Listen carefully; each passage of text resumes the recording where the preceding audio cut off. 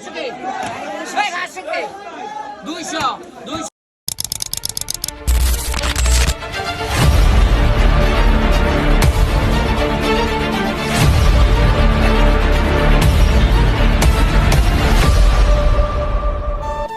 আলাইকুম এভরিওয়ান।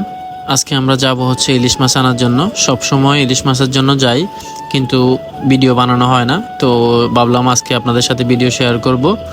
তো এখন রাত বাজে হচ্ছে 4টা বাজে। আমি শুধুমাত্র বাজারে আছি, আর কোনো লোকজন দেখছি না, কোনো মানুষ নাই, কোনো দোকান খোলা নাই। এটি হচ্ছে আমাদের আমিষাপাড়া বাজার। আর আমি এখন যে জায়গাটা আছি সেটি হচ্ছে আমিষাপাড়া 0 পয়েন্ট। এই যে দেখেন, সবার পরিচিত জায়গা আমিষাপাড়া 0 পয়েন্ট। পুরো বাজার একদম খালি। এখন আমি হাঁটতে হাঁটতে জাহান প্লাজার সামনে চলে আসছি, আমাদের দোকানের সামনে। এই যে দেখেন জাহান প্লাজা। এখানে হচ্ছে আমার বন্ধু সোহান অপেক্ষা করতেছে আমার জন্য। সোহানও যাবে আজকে আমাদের সাথে। এদিক দিয়ে মেহেদি ভাইয়া হচ্ছে বক্সগুলো রেডি করতেছে। আমাদের মোট 3টা বক্স, আর হচ্ছে ছোট একটা বক্স যাবে, মোট 4টা বক্স। আমরা সিএনজির জন্য অপেক্ষা করতেছি। এদিক দিয়ে শিহাব আসে না এখনও। শিহাবের জন্য হচ্ছে রবিন ভাইয়া যাচ্ছে শিহাবকে রিসিভ করার জন্য বাইক নিয়ে। শিহাবকে নিয়ে হচ্ছে ওনারা রওনা দিবে। আর এদিক দিয়ে আমরা অপেক্ষা করতেছি আমাদের সিএনজির জন্য। সিএনজি আসলে হচ্ছে আমরা বক্সগুলো নিয়ে হচ্ছে তারপর রওনা দিব। এই যে আমাদের সিএনজি চলে আসছে, এরপরে হচ্ছে আমরা বক্সগুলো একে একে করে উঠাচ্ছি। উঠানোর পরে হচ্ছে আমরা আমিষাবাড়ি থেকে রওনা দিব। তো ঠিক আছে, আমাদের সঙ্গেই থাকুন, আমরা ফুল ভিডিও দেখতে থাকুন। সব কিছু আপনাদের সাথে শেয়ার করব, কিভাবে মাছ ক্রয় করি, কি করি না করি, সব কিছু আজকে ভিডিওতে দেখবেন। তারপর আমরা চলে আসি দিঘির যান, কারণ হচ্ছে আমাদেরকে সিএনজিতে গ্যাস নিতে হবে। এখান থেকে গ্যাস নিয়ে নিলে হচ্ছে আর টেনশন করা লাগে না। পুরো রাস্তা হচ্ছে একবার নিলেই হচ্ছে আমরা এখান থেকে গিয়ে আমিষাপাড়া পর্যন্ত ব্যাক আসতে পারবো।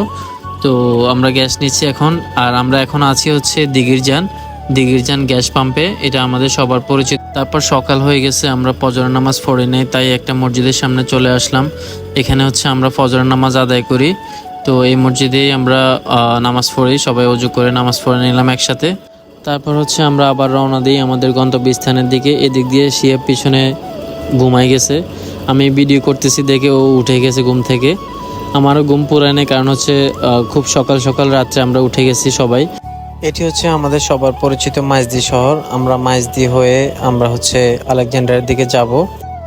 মাইজদি সোনাপুর থেকে, নোয়াখালী থেকে ঢাকার উদ্দেশ্যে সব বাসগুলো এখান থেকে ছাড়ে, এখান থেকে রওনা দেয় বাসগুলো।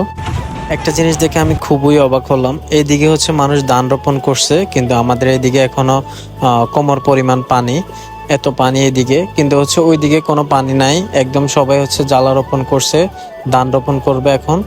তারপর আমরা রওনা দিই আলেকজান্ডারের দিকে। যাওয়ার পথে এই যে দেখেন একটা ব্রিজ পড়লো, এখানে হচ্ছে নৌকা আছে, মাছ ধরার যে নৌকাগুলো এগুলো এখানে আছে। তারপর আমরা হচ্ছে যাওয়ার পথে আমরা একটু সুন্দর জায়গা পেলাম। তারপর ড্রাইভার ভাইকে বললাম একটু থামানোর জন্য। এই যে দেখেন কত সুন্দর আমাদের মেঘনা নদী। এখানে হচ্ছে সকাল থেকে মানুষজন আসে একটু দেখার জন্য। বিকালবেলা এখানে প্রচুর মানুষ হয়, তো আমরাও সেখানে একটু আসলাম, একটু ভিউটা দেখলাম আপনাদের সাথে শেয়ার করার জন্য। অনেক সুন্দর ভিউ। এটা হচ্ছে আমাদের মেঘনা নদী। তারপর আমরা হচ্ছে আলেকজান্ডার চলে আসি। আলেকজান্ডার পৌঁছানোর পর দেখি যে এখানে নৌকা সবাই হচ্ছে মাছ ধরে আসছে। কেউ হচ্ছে মাছ ধরার জন্য যাবে, মানে সবাই ব্যস্ত। এখানে নৌকাগুলো হচ্ছে আসছে মাছ নিয়ে, এগুলো হচ্ছে এখানে বিক্রি হবে। তারপর হচ্ছে আমরা চলে আসি হচ্ছে মাছ বাজারে, মাছের আড়ত যেটাকে বলা হয়। এত পরিমাণ মানুষ এখানে আসে, দূর দূরান্ত থেকে মানুষজন আসে, বিভিন্ন ডিস্ট্রিক্ট থেকেও মানুষ আসে এখানে হচ্ছে। বিভিন্ন জেলার মানুষ, আপনার ঢাকা শহরের মানুষ, চট্টগ্রামের মানুষ আসে এখান থেকে মাছ নেওয়ার জন্য। তো আমরাও এখানে আসি। সকাল সকাল প্রথমে বিক্রি হচ্ছে নদীর মাছগুলো। বিভিন্ন ধরনের মাছ আছে, মিশ্র মাছ, যেগুলো হচ্ছে যে চিংড়ি মাছ আছে, তারপর হচ্ছে পোয়া মাছ আছে, চিংড়ি মাছ, পোয়া মাছ, তারপর হচ্ছে কোরাল মাছ, ভেটকি মাছ, পোয়া মাছ, তারপর হচ্ছে রিকশা মাছ।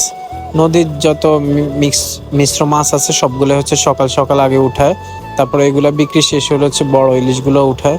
তো আমরা যেহেতু ছোট মাছগুলো কিনবো না, তো আমরা হচ্ছে একটু এখান থেকে বের হয়ে একটু মেঘনা নদীর পাড়ে যাই।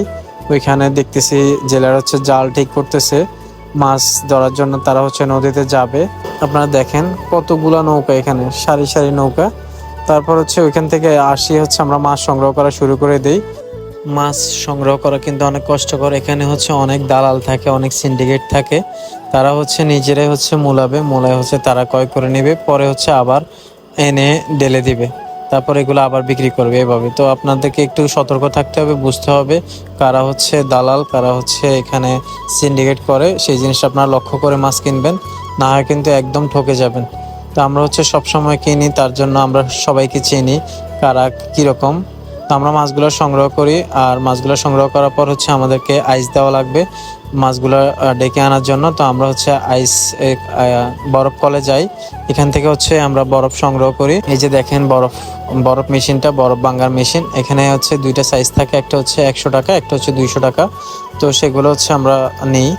তো আমাদের অনেক বরফ লাগে, কারণ হচ্ছে আমরা অনেক দূরে নিয়ে আসবো, সেই জন্য হচ্ছে আমরা বরফ কল থেকে বরফগুলো সংগ্রহ করি। তো আমাদের মাছগুলো হচ্ছে সম্পূর্ণভাবে ডেকে আর তারপর হচ্ছে আমরা আনি, যেন মাছগুলো ভালো থাকে। তো এই যে দেখেন আমরা কি সুন্দরভাবে হচ্ছে আমাদের মাছগুলো ডেকে দিচ্ছি বরফ দিয়ে, সম্পূর্ণ বরফ দিয়ে ঢাকা থাকে। তারপর হচ্ছে আমরা বক্সগুলো রেডি করে, এই যে দেখেন আমাদের বক্সগুলো সম্পূর্ণ রেডি। আমরা এখন রওনা দিব হচ্ছে আমিষাপাড়ার দিকে। আমরা এখানে বেশি লেট করি না, কারণ হচ্ছে আমাদের মাছগুলো ডেলিভারি দিতে হবে।